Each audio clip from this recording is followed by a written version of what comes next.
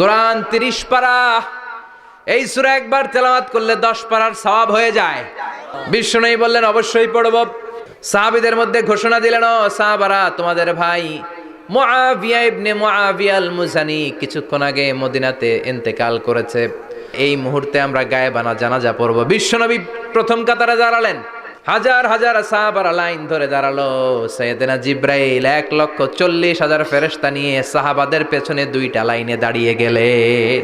বিশ্বনবী তো অবাক, ঘটনা কি? কোন সাহাবীর গায়েবানা জানাজায় তো ফেরেশতা নামে না আকাশের উপর থেকে। বিশ্বনবী জিজ্ঞেস করলেন, জিব্রাইল, কোন সাহাবীর গায়েবানা জানাজায় তোমরা আকাশ থেকে এত ফেরেশতার বহর নিয়ে নামো নাই? কি এমন আমল করেছে আমার মুআবিয়া? কি এমন ভালো গুণ ছিল, ভালো আমল ছিল, যার কারণে আরশের উপরে তার এত সম্মান, যার কারণে 1,40,000 ফেরেশতার বহর নিয়ে তোমরা দুনিয়াতে নেমে এসেছো?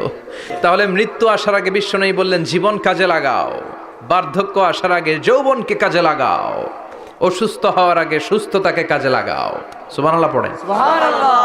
এরপরে বিশ্বনবী বললেন, দারিদ্রতার কষাঘাত আসার আগে ধনাঢ্যতাকে কাজে লাগাও। 5 নম্বরে সব শেষে বিশ্বনবী বললেন, ব্যস্ত হয়ে যাওয়ার আগে অবসরকে কাজে লাগাও।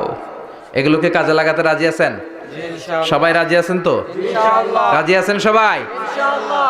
আল্লাহ তুমি তৌফিক দাও, চিল্লায় পড়েন আমিন। আমিন। আর জোরে পড়েন আমিন। আমিন।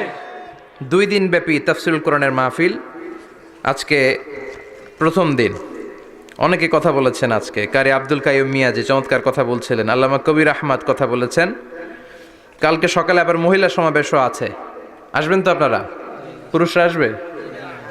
হ্যাঁ, আসবে না? একটু জায়গা করে দিয়েন, সামনে কিছু জায়গা করে দিয়েন। পুরুষরা বসলো আর পেছনে বোনেরা বসলো। নারীদেরকে কোরআনের কথা বেশি বেশি শোনানো দরকার, কেননা বিষ্ণু বলেছেন, আর দুনিয়া কুল্লুহা মাতা ওয়া খায়রু মাতা'আদ দুনিয়া আল মারআতুস সালিহা। পৃথিবীতে যা দেখা যায় সব সম্পদ। সব কি সম্পদ? কথা বলেন। সব হচ্ছে অ্যাসেট, সব সম্পদ। আর এই সব সম্পদের মধ্যে সবচেয়ে দামি সম্পদ হচ্ছে সতী সাধী নারী। সুবহানাল্লাহ। বাড়িতে গিয়া সুবহানাল্লাহ। এজন্য নারীদেরকে ইসলাম শিখাতে হবে, কোরআন শিখাতে হবে। আল্লাহ তুমি তৌফিক দাও। আমিন। উত্তর নাগাইশ জামে মসজিদ সংলগ্ন আজকের এই প্রোগ্রাম, যারা এই প্রোগ্রামের অ্যারেঞ্জ করেছেন তাদেরকে আমি আন্তরিক শুভেচ্ছা এবং মোবারকবাদ জানাই। আয়োজনে হচ্ছে হিলফুল ফুজুল ইসলামী যুব সংগঠন। মাশাআল্লাহ, হিলফুল ফুজুল আছে এখানে না? যেখানেই হিলফুল ফুজুল ওইখানেই বরকত, বেশি না কম? আল্লাহ তোমাদেরকে কবুল করুক।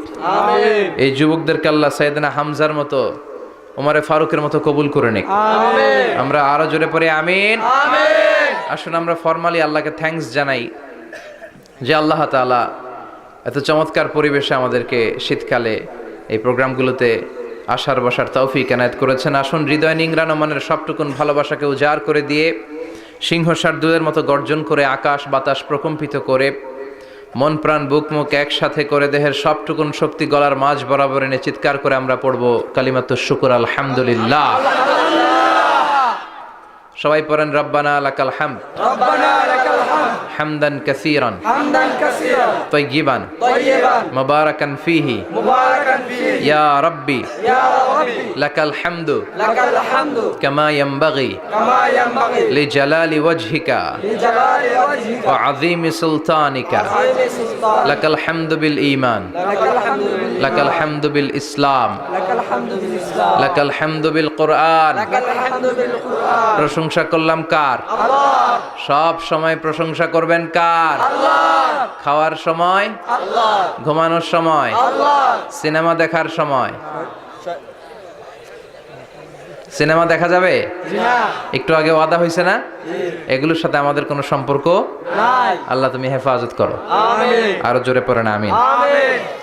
সম্মানিত ভাইরা, আমি আপনাদের খেদমতে ছোট্ট একটা সূরা তেলাওয়াত করেছি, যে সূরাটা আমাদের অনেকেরই মুখস্থ আছে না নাই? আমি আজকে সকাল থেকে কিছুটা অসুস্থ। আপনাদের কাছে দোয়া চাই, যতক্ষণ কথা বলবো সুস্থতার সাথে যেন কোরআন থেকে রিলে করে করে কথাগুলো শোনাতে পারি। আল্লাহ তুমি তৌফিক দাও। আমরা পড়ি আমিন। আমিন। এই সূরাটা আমাদের সবার মুখস্থ, 30তম পারার ছোট্ট একটি সূরা।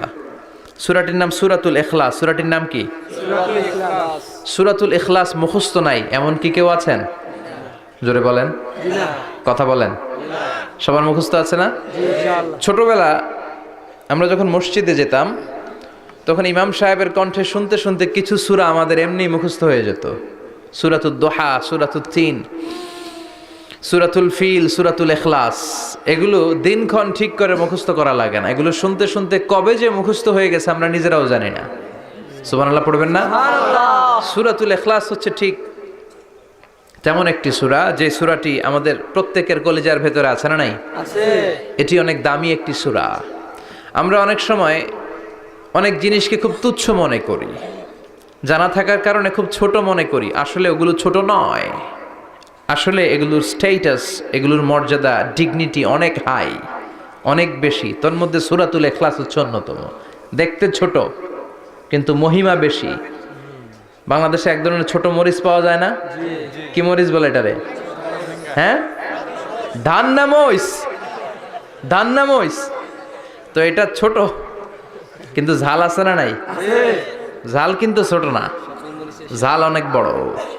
তো এই সূরাটাও এই ধান্না মরিচের মতো। ধান্না মরিচ যেমনি ছোট, এই সূরাটাও দেখতে ছোট কিন্তু এটার ঝাল বেশি, এটার বরকত বেশি, এটার মার্সি এন্ড ব্লেসিংস বেশি, এটার স্ট্যাটাস অনেক হাই। তো আজকের এই চমৎকার রজনীতে আমরা এই ছোট্ট সূরাটি থেকে কি শিক্ষা আল্লাহ তাআলা আমাদের জন্য রেখেছেন সেটা আমরা জানবার চেষ্টা করব। আওয়াজ তুলে সবাই পড়েন ইনশাআল্লাহ। আমি সবসময় বলে থাকি যে আমি যখন আলোচনা করি আমি মনে করি যে আমি ক্লাস নিচ্ছি, তার মানে সবাই ছাত্র, আর যিনি কথা বলেন তিনি শিক্ষক।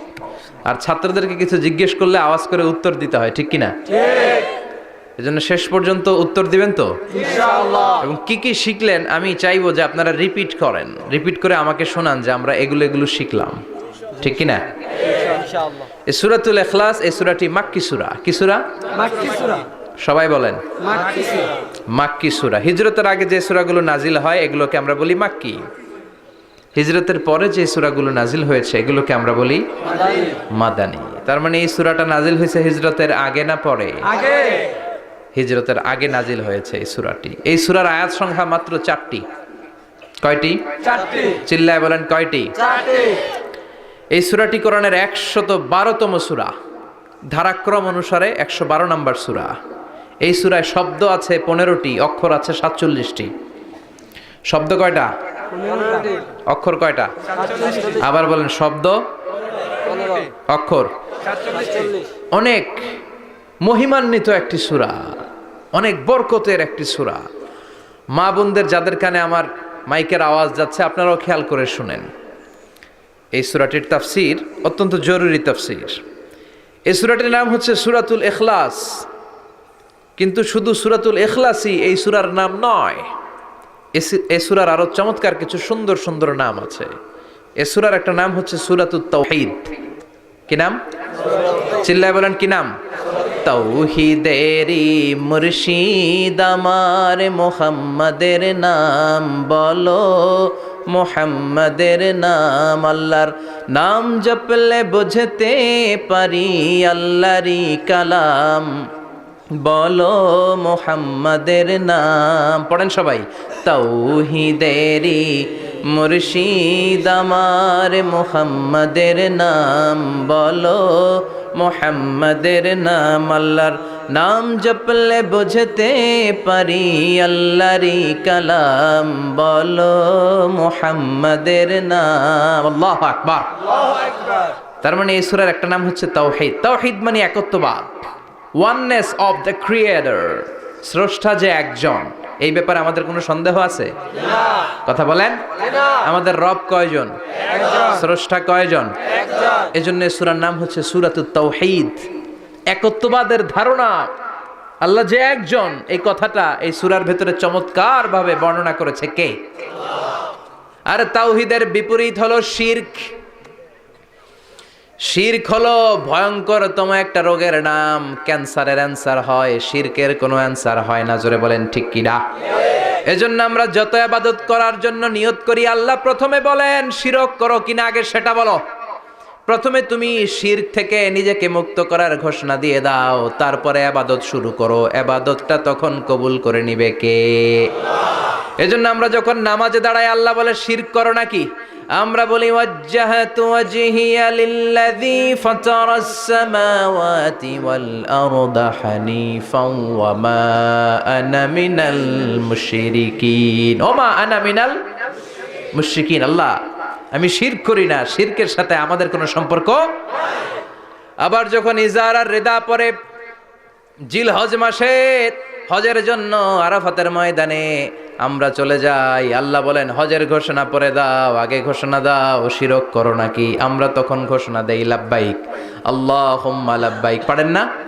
লাব্বাইক আল্লাহুম্মা লাব্বাইক লাব্বাইক লা শারীকা লাকা লাব্বাইক ইন্নাল হামদা ওয়ান নি'মাতা লাকা ওয়াল মুলক লা শারীকা লাক। পড়েন লব্বাইক আল্লাহুম্মা লব্বাইক লব্বাইক লা শারীকা লাকা লব্বাইক ইন্নাল হামদা ওয়ান নি'মাতা লাকা ওয়াল মুলক লা শারীকা লাক। আমরা বলি লা শারীকা লাক, ঠিক কি না? আমরা যখন হজের জন্য দাঁড়াই আল্লাহ বলে হজ পরে করো, আগে বলো শিরক করো নাকি, শিরকের সাথে সম্পর্ক আছে নাকি। আমরা বলি লা শারীকা লাক, আপনার সাথে কোনো ধরনের শরীক আমরা করি না। তার মানে শিরক হচ্ছে ভয়ঙ্কর অপরাধ। সব গুনাহ আল্লাহ মাফ করে দেয়, সব গুনাহ আল্লাহ ক্ষমা করে দেয়, একটা গুনাহ ছাড়া, সেটা হলো শিরকের গুনাহ। সেটা কিসের গুনাহ? কথা বলেন। এজন্য চাইতে হবে একজনের কাছে, তিনি কে? আল্লাহ। মাফ করতে পারে একজন, তিনি কে? আল্লাহ। মনের বাসনা পূরণ করতে পারে একজন, তিনি কে? আল্লাহ। বিপদ থেকে রক্ষা করতে পারে একজন, তিনি কে? আল্লাহ। নির্বাচনে বিজয় দিতে পারে একজন, তিনি কে? আল্লাহ। এজন্য চাইতে হবে কার কাছে? আল্লাহর কাছে। এটার নাম হচ্ছে তাওহীদ। এটার নাম কি? তাওহীদ। তাওহীদ। তার বিপরীত হচ্ছে শিরক। বিষ্ণু বলেন আখফা মিন দাবিবিন নামাল, পিঁপড়ার গুটি গুটি পায়ের চেয়েও সূক্ষ্ম হচ্ছে শিরক। পিঁপড়া যেমনি মিষ্টির দোকানের ভেতরে, মিষ্টির বক্সের ভেতরে গুটি গুটি পায়ে ঢুকে যায়, আর মিষ্টিগুলো